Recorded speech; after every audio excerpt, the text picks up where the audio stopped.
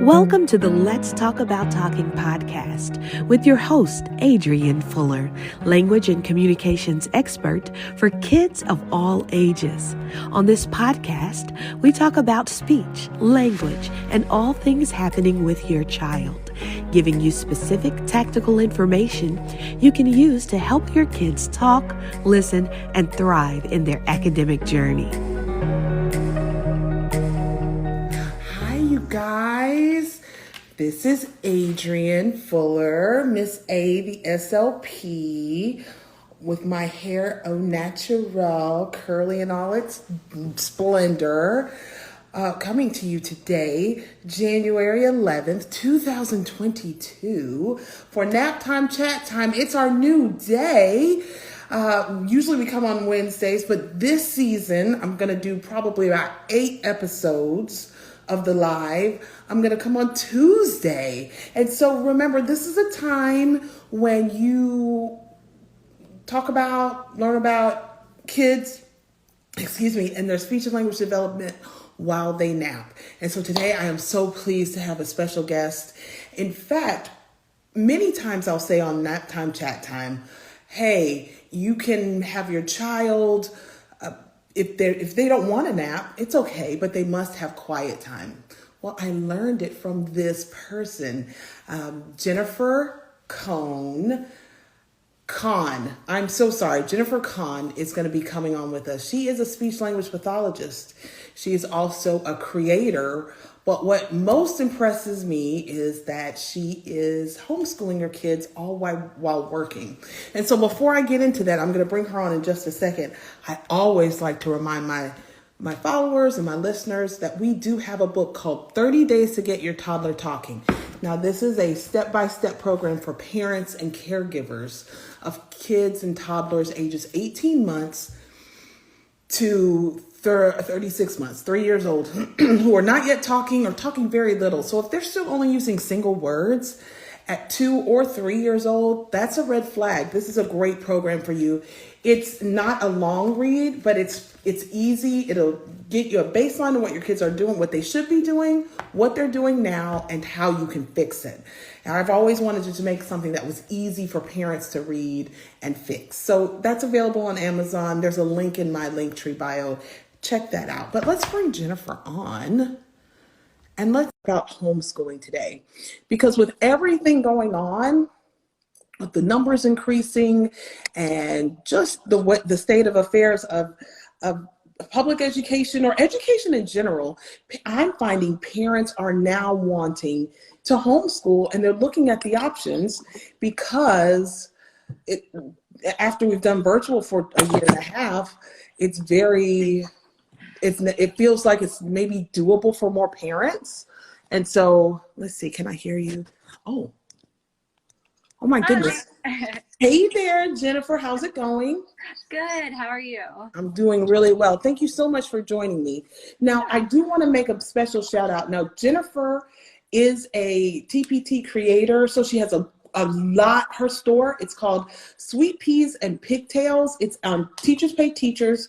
It's available to anybody, but she has really good materials for lots of concepts that you want your little ones to learn. She has great materials. If you don't follow her on social media, do that. She has a great page and always gives great therapy ideas. Thanks, Adrienne. Thank you so much for joining me. So as I was just saying, you are a homeschool mom. And can you tell me a little bit about your journey? First, I just want to know what makes someone decide I want to homeschool. Well, I didn't think I was going to be a homeschool mom. Actually, my sister homeschooled. She's been doing it for years. Mm-hmm. And she would always say, tell me about homeschooling. And I was like, no, that's not me. I'm not homeschooling. Mm-hmm. And so we put my oldest daughter in VPK. Great program. Great. Loved it. She learned a lot. I have nothing bad to say. Mm-hmm. But it was a 3-hour program. Mm-hmm. And we didn't do the wraparound schedule because I was just working 1 or 2 days a week. And, so just the back and forth, and it was stressful, like getting mm-hmm. there on time. And then seeing my sisters, just the flexibility and the slow mornings. I wanted that. And let me interrupt you just for a second, because you said something so, I don't think parents understand. When they hear VPK, they think, oh, it's free. And just like you said, it's free at any school for 3 hours. But Yes. but if you want, or if you're a working parent, which many of us are, and you need your child to stay somewhere all day, you have to pay additional money for them to stay all day, which can start to get really costly. Like, we have someone at our office, her child just went to kindergarten, but last year she paid a pretty penny for him to stay at wraparound, which it's fine. But if you can't, many parents I find say, if it's a 3-hour program, by the time I get them up and dropped off, I have 1 cup of coffee. It's almost time for me to pick my baby up. Exactly. Did you find that? Yes. And it was when my youngest was a toddler. So we would literally like come home. We had like 2 hours maybe, just, because driving there and then driving home and driving back and everything. And so my youngest was a toddler. We might have gotten like a little walk to the playground in. And then it was time to go pick her up. And but like I said, nothing bad to say. Great program. She learned a lot.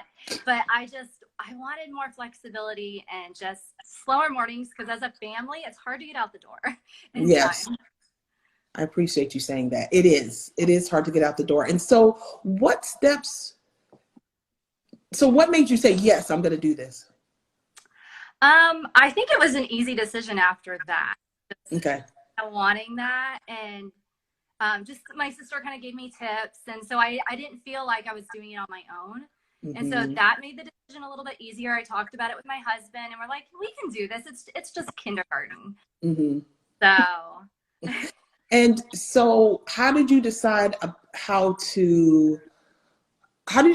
what method to use? Because there are a lot of methods that you can use as a homeschooler. I mean, the choices for schooling are vast. They're great, but so are the choices for homeschooling. Am I right about that? Oh, there's so many, and it can get overwhelming too. And so, again, like I said, I had some friends that were homeschooling, my sister, and the internet, just do some research. So I don't know if you've heard of classical conversations.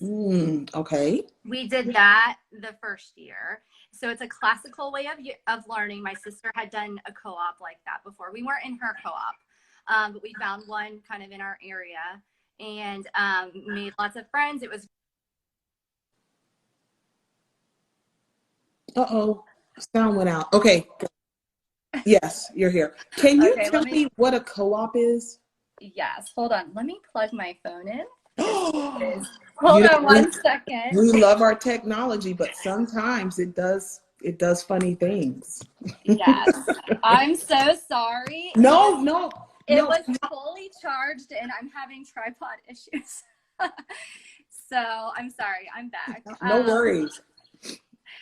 So, okay, what were we talking about? The classical. Well, okay, so you said classical, but then you use the word co-op, and I don't know if parents know what a co-op is. Okay, so a co-op is just a group of people that get together, and you learn, you do homeschool together, and nice. Like maybe once a week. That was what we did, and so we were in classical conversations, and you learn through song.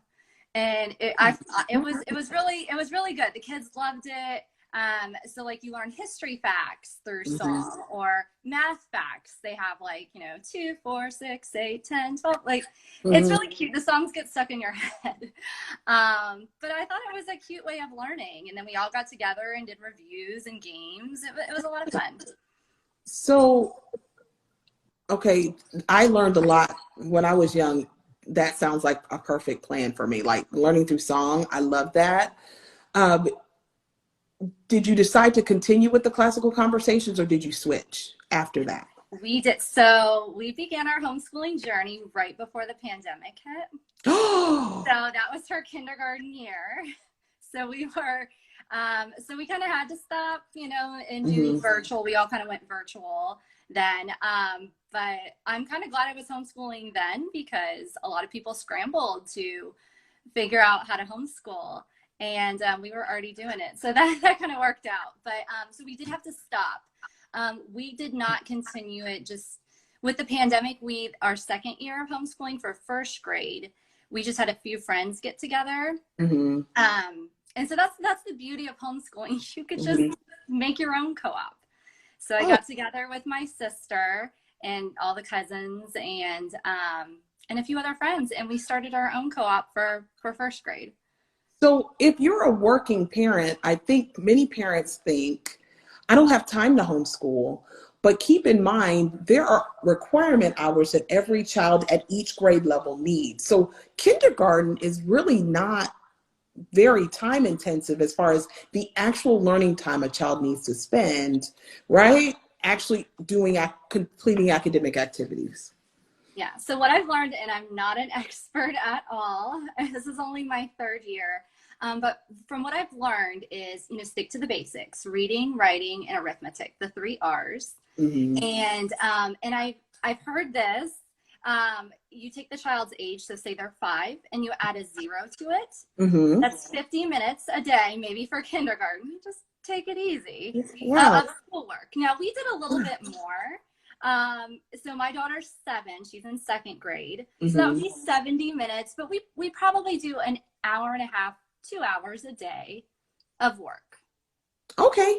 And so now I'm going to just ask questions. We love that. Independent clinician says she loves that math. I think it's very freeing to know that, and it's also very enlightening, oh, my child really only needs to learn this amount of time. So the school actually does stretch out the time that they're there. So for whatever reason, if you feel like your child can't be in a school for all day long for whatever reason, this is a good option. I think I want to know, once when I was just beginning, I had a parent say, okay, we're going to homeschool, but she elected to work the entire day and then school her child after work. What are your thoughts about that? I want to know your thoughts. I think it's a good idea. It can be done. I'm only working part-time, so I do it. My husband's home, and so the days that I'm at work, he does it, and then I do it the other days. But I have heard of parents that work full-time. They do it when they get home, or they do it on the weekends. I've heard that. But I don't know. Again, I'm not an expert, and we do 180 school days. So I don't know how that would work out if you just do the weekends. But some people also do year-round schooling. I've preferred to have summers off. And so we are kind of following the county schedule. But I have friends that do year-round, so they might just do 3 days a week or 4 days a week of schooling. Okay. So really the beauty of homeschooling is you can really make it your own, because you know your child and you can tailor their schooling to what works best for them. Some kids are not morning kids. No. They're slow starters. They prefer, to do it later, or the parents are, sometimes we say it's our kids, but it's really us. In therapy, they'll say, this kid needs a break. And I'm like, you need that break. But some kids or some kids need their medicine to kick in, or they need, for whatever reason, you can tailor it. So is there a kind of parent that homeschooling is not for, in your opinion? I don't know. That's a good question, Adrienne. You might have stumped me. And this is only your opinion, and no one can ever say or not, because while you're thinking, I would say a parent who is not consistent for whatever reason, this may not be the best thing. Situation for. I'm not saying you have to be organized. I'm not saying you have to be oh my gosh, everything. No. But if you're one of those parents that life tends to always happen to, oh, this happens, I can't do it. Oh, then that is your child's schooling in your hands. And you have to be honest about, do I have the patience for this? A parent who tends to not be very patient, and we all are not patient. I'm not saying y'all always have to be you know, Mr. Chaz. I love Mr. Chaz. He seems like the most patient man on earth, or you know, like the most patient person. But if you're that parent that tends to be a yeller or like easily frustrated with your child, it may not be the best fit. And that's okay. That's why most parents leave it for the public school or the private school to do. So it's not saying you're not a good parent. It's just saying maybe not for you. Right. I think you just have to do what's best for your family, right? Like, You do. What's best. And what helps me is I try to take time for myself.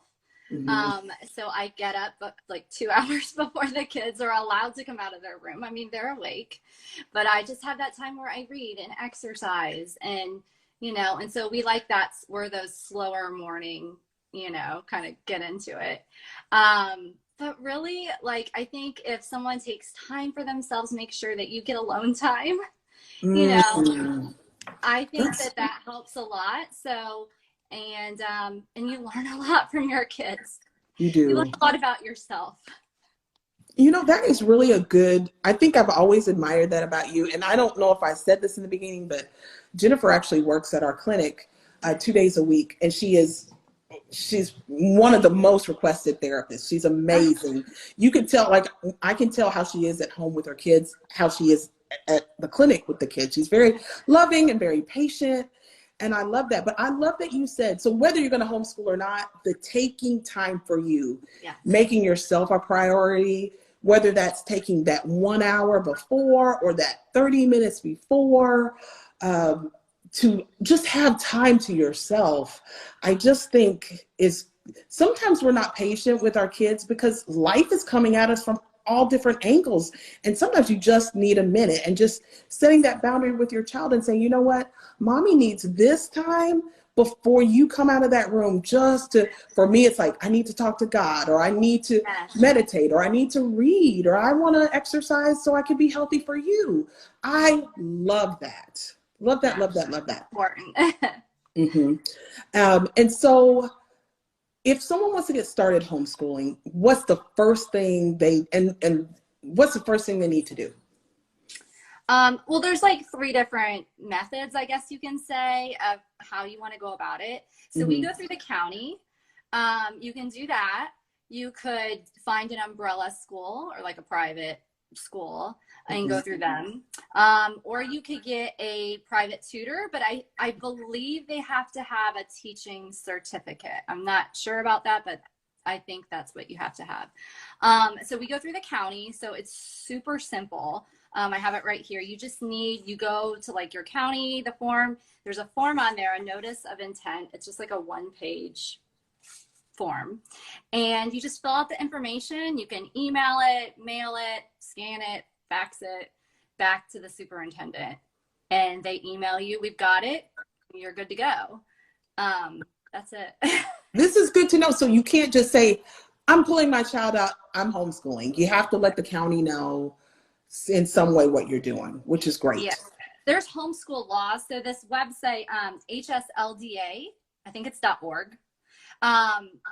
You can find your state, and it's basically like homeschool law. Each state has their own like age requirements. I don't know if it's all the same, but I know in Florida, if your child is 6 years old, they have to be in school. And so, yeah, you have to notify them, but it's super easy. It's really easy. This is something that you can do. And if a parent is a little scared, like, I don't want to break my kid, I don't want to mess them up for the rest of their lives, and they're on the fence, what would you say to a parent on the fence, really wants to do it, but not sure they're capable? I'd say give it a try. I mean, I do too. Give it a try. You're not going to mess up your kid. I don't know. I've always wanted to be around my kids and be an integral, like a part in their education and teaching them and influencing them, right? And so, I don't know. I'd say give it a try. Try it for 1 year. 1 year. That's it. Right. And if you don't like it, then, you can go back to school. It's, that's what I would say. And I honestly feel like because of COVID and the numbers and the highs and lows that we're going through in schools. And I think our teachers and administrators are doing a bang up job. They're doing an amazing job.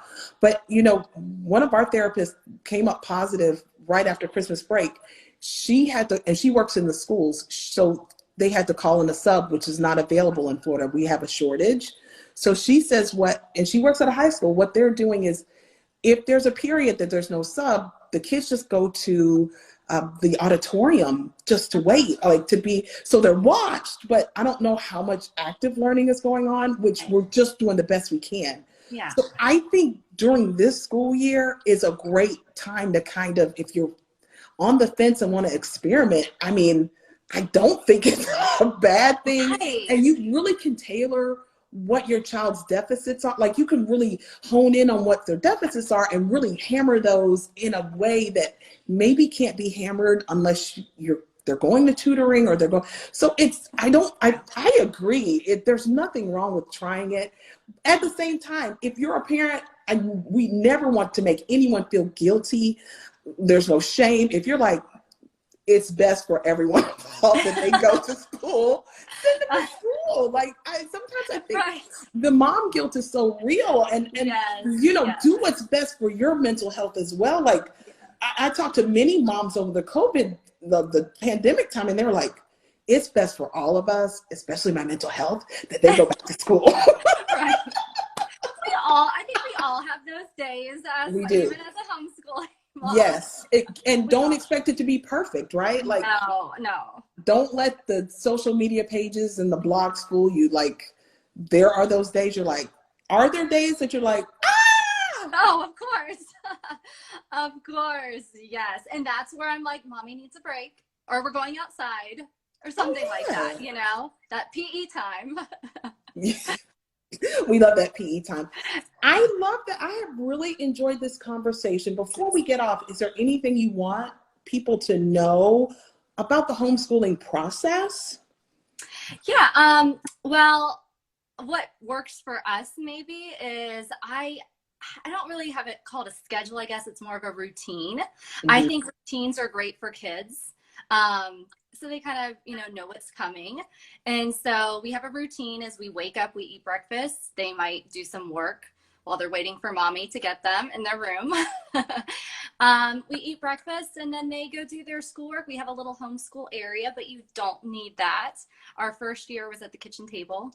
And so we do our schoolwork. Then we go outside and play, and then it's lunchtime. And so I think having a routine is good for everybody. And I don't know if you want me to mention kind of at the end of the year what needs to be done. Yes. That might be something important Perfect. to talk about. Okay, so we keep track. We have a homeschool portfolio that's required if you go through the county. And so you just keep track of all their work in a big binder like this. Look that. This is the first grade one. Second grade, I kind of am a procrastinator and wait till the end of the year, but that's first grade. And so like at the beginning of the year, I just get dividers, math, science, history, that kind of thing. And then you just pull the worksheets out of their textbook, and not all of them, maybe a couple from each month. Mm-hmm. And then the point is to show progress in their portfolio. And then at the end of the year, you meet up with a certified teacher.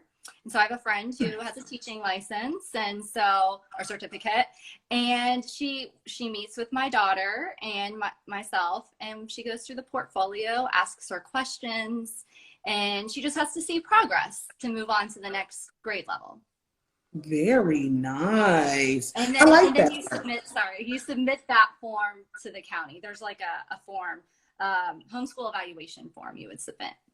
Oh, well, then you have a way of keeping yourself accountable and making and seeing the progress. Sometimes when we're with our kids all day and all year, it's like, are you making, like anything in life? Like, so it's good to have that record, and you can see the progress. I like that. I love it. It's so fun looking back at like kindergarten and first grade too. You have to keep the portfolio for 2 years. Oh, okay. So in this case, is good to know. You're audited or whatever. Yes. So for all of you guys who don't know, Jennifer Cohn is, I don't know why I want to make your name so different. It's Everybody like the easiest thing. it. Once I got married, I'm like, why do you have this name that no one can pronounce? And it's only 4 letters. I know. But her Instagram name is Sweetpeas and Pigtails. That's also the name of her TPT store, which is really phenomenal, by the way. She's got how many products in that store? I don't even know. 160-ish, something like that. I don't know. So she is not just playing with this. She's actually doing it, and she does a really good job. What I do also like is that her materials are very inclusive of different cultures and different capabilities, which is always nice. So if you are looking for any kind of supplemental product, check her store out. Follow her on social media. Jennifer, thank you so much. Guys, we'll see you right back here next Tuesday with another fun guest. I am so glad that you joined us, and have a wonderful, wonderful day. Bye, guys. Bye. You've been listening to the Let's Talk About Talking podcast with your host, Adrienne Fuller, language and communications expert for kids of all ages. You can grab Adrienne's book, 30 Days to Get Your Toddler Talking, on Amazon or at speechbuilders.org.